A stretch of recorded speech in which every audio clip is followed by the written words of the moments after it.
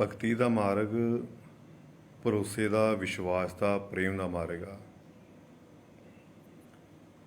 ਇਸ ਕਰਕੇ ਜਦ ਤੱਕ ਤੁਹਾਡਾ ਵਿਸ਼ਵਾਸ ਨਹੀਂ, ਆਪਣੇ ਇਸ਼ਟ ਦੇ ਭਰੋਸੇ, ਗੁਰੂ ਦੇ ਪ੍ਰਤੀ ਪ੍ਰੇਮ ਨਹੀਂ ਹੈਗਾ, ਤਦ ਤੱਕ ਤੁਸੀਂ ਕਾਮਯਾਬ ਨਹੀਂ ਹੋ ਸਕਦੇ।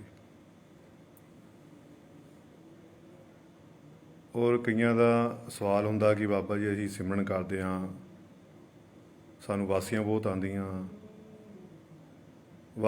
ਆਉਂਦੀਆਂ ਅਤੇ ਸਾਡੇ ਸਾਨੂੰ ਇਹ ਨਹੀਂ ਪਤਾ ਲੱਗਦਾ ਸਾਡੇ ਸਰੀਰ 'ਤੇ ਕਿਹਦਾ ਪੈਰਾ ਹੈਗਾ ਜਾਂ ਨਹੀਂ, ਇਹ ਨਹੀਂ ਪਤਾ ਲੱਗਦਾ ਕਿਹਦਾ ਪੈਰਾ ਹੈਗਾ।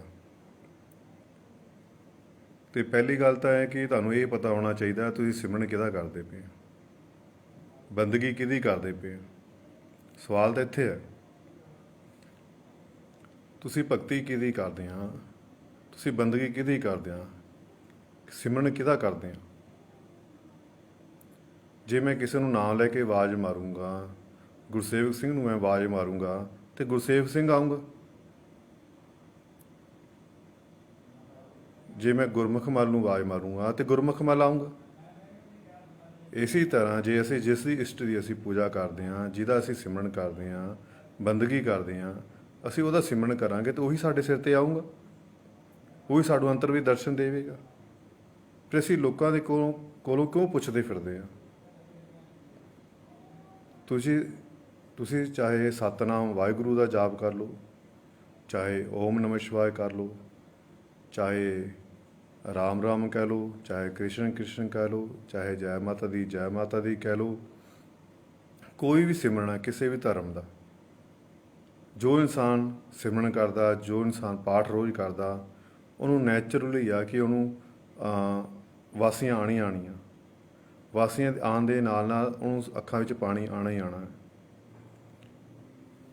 ਠੀਕ ਆ। ਫਿਰ ਅਸੀਂ ਜਦੋਂ ਇਹ ਆਉਂਦਾ, ਫਿਰ ਅਸੀਂ ਲੋਕਾਂ ਕੋਲ ਪੁੱਛਦੇ ਫਿਰਦੇ ਹਾਂ ਕਿ ਸਾਡੇ ਸਰੀਰ 'ਤੇ ਕਿਹਦਾ ਪੈਰਾ ਹੋ ਰਿਹਾ, ਜਾਂ ਸਾਨੂੰ ਕੌਣ ਸਾਡੇ ਸਰੀਰ 'ਤੇ ਖੇਲਦਾ। ਇਹ ਸਾਡੀ ਭਗਤੀ 'ਤੇ ਡਿਪੈਂਡ ਕਰਦਾ, ਸਾਡੇ ਆਪਣੇ ਆਪ 'ਤੇ ਡਿਪੈਂਡ ਕਰਦਾ।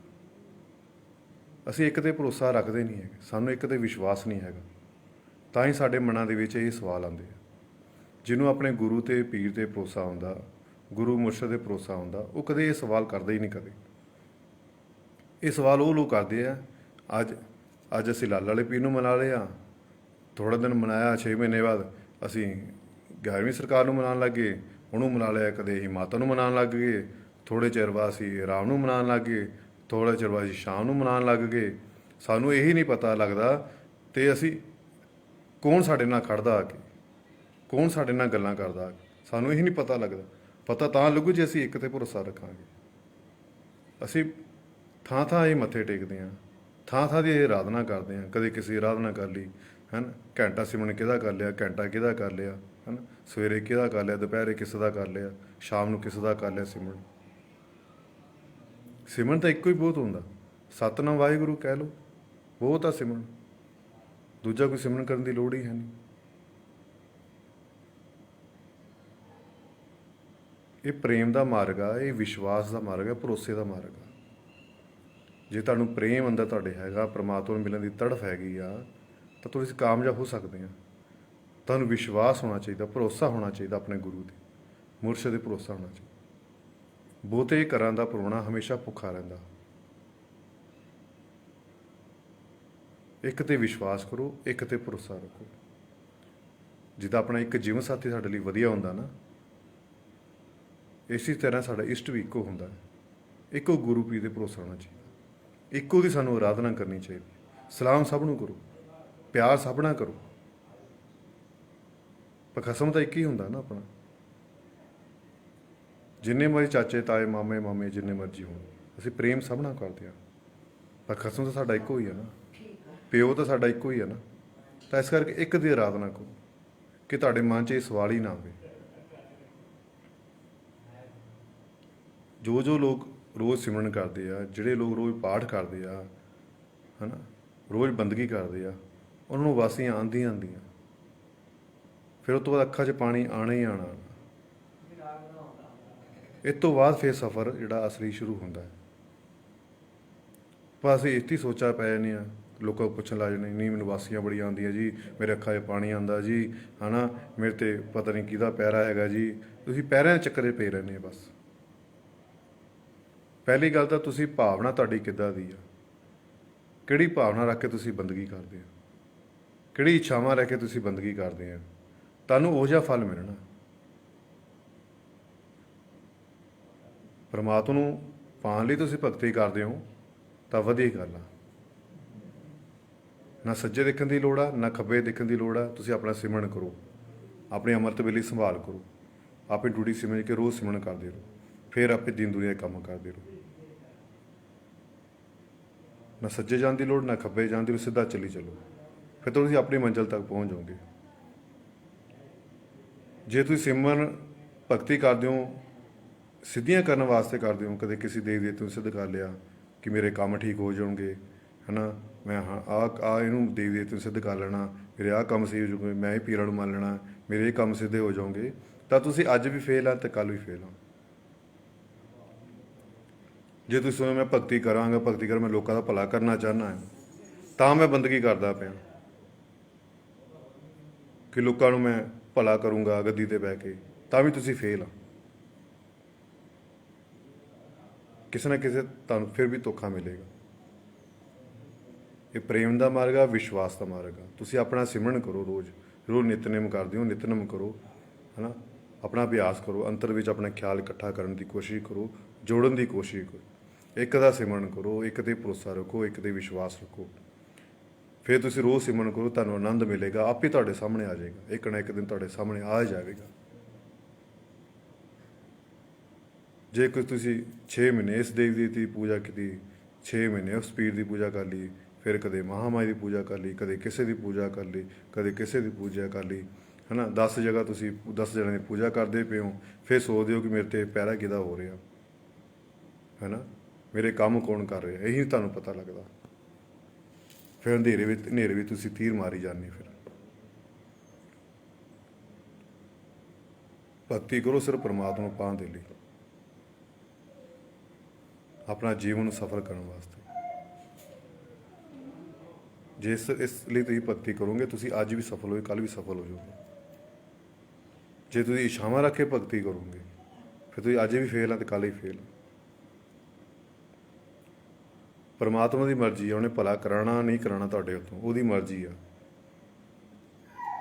ਅਸੀਂ ਆਪਣੀ ਮਰਜ਼ੀ ਨਾਲ ਇੱਕ ਪੱਤਾ ਵੀ ਨਹੀਂ ਚੱਕ ਸਕਦੇ ਇਸ ਰਾਸਤੇ ਦੇ ਵਿੱਚ। ਇਸ ਸਫ਼ਰ 'ਤੇ ਤਾਂ ਅਸੀਂ ਕਾਮਯਾਬ ਹੋਵਾਂਗੇ ਜੇ ਇਹਦੇ ਹੁਕਮ ਦੇ ਵਿੱਚ ਰਵਾਂਗੇ, ਉਹਦੇ ਭਾਣੇ ਵਿੱਚ ਰਵਾਂਗੇ, ਉਹਦਾ ਹੁਕਮ ਮੰਨਾਂਗੇ, ਹਰ ਚੀਜ਼ ਦੁੱਖ ਸੁੱਖ ਨੂੰ ਇੱਕੋ ਜਿਹਾ ਸਮਝਾਂਗੇ, ਤਾਂ ਅਸੀਂ ਕਾਮਯਾਬ ਹੋ ਸਕਦੇ। ਜੇ ਤੁਸੀਂ ਸੰਸਾਰ ਦੇ ਪਦਾਰਥਾਂ ਲਈ ਤੁਸੀਂ ਭਗਤੀ ਕਰਦੇ ਹੋ ਕਿ ਮੇਰੇ ਦੁੱਖ ਦੂਰ ਹੋ ਜਾਣਗੇ, ਮੇਰਾ ਪੈਸਾ ਮਿਲ ਜਾਏਗਾ, ਮੈਨੂੰ ਗੱਡੀਆਂ ਮਿਲ ਜਾਏਗੀ, ਮੈਨੂੰ ਕਾਰਾਂ ਮਿਲ ਜਾਊਗੀਆਂ, ਤਾਂ ਭਗਤੀ ਕਰਦੇ, ਤੁਸੀਂ ਅੱਜ ਵੀ ਫੇਲ ਆ, ਕੱਲ੍ਹ ਵੀ ਫੇਲ ਆ। ਫਿਰ ਤੁਸੀਂ ਆਪਣਾ ਸਮਾਂ ਖਰਾਬ ਕਰਦੇ ਹੋ। ਕਈਆਂ ਦੇ ਸਵਾਲ ਆਉਂਦੇ ਆ, ਕਈ ਉਹ ਚਾਰ ਘਰੇ ਚਿਰਾਗ ਲਾ ਜਾਂਦੇ, ਕਦੇ ਕਿਸੇ ਦੇਵੀ ਦੇਵਤਾ, ਕਦੇ ਕਿਸੇ ਦੇਵਤਾ, ਕਦੇ ਪੀਰ ਦਾ, ਪੈਗੰਬਰ ਦਾ, ਹੈ ਨਾ, ਫਿਰ ਉਹ ਤੋਂ ਪਾਠ ਪੂਜਾ ਵੀ ਕਰਦੇ ਆ।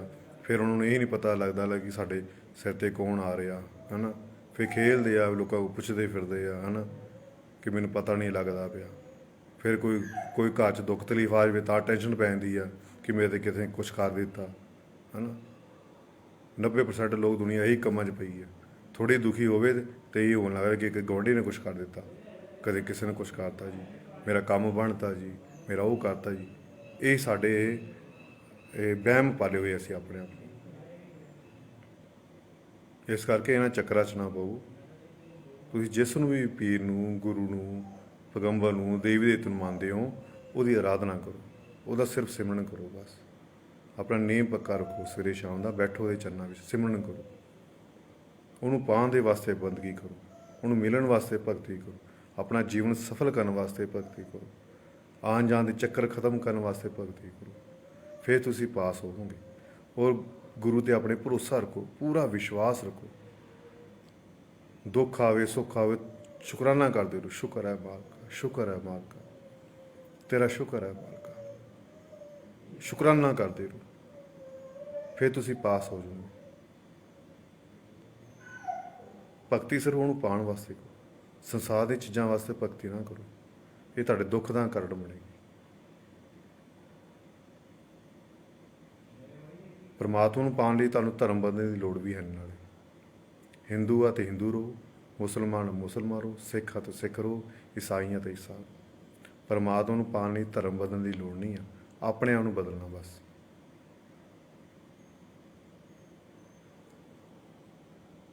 ਠੀਕ ਹੈ।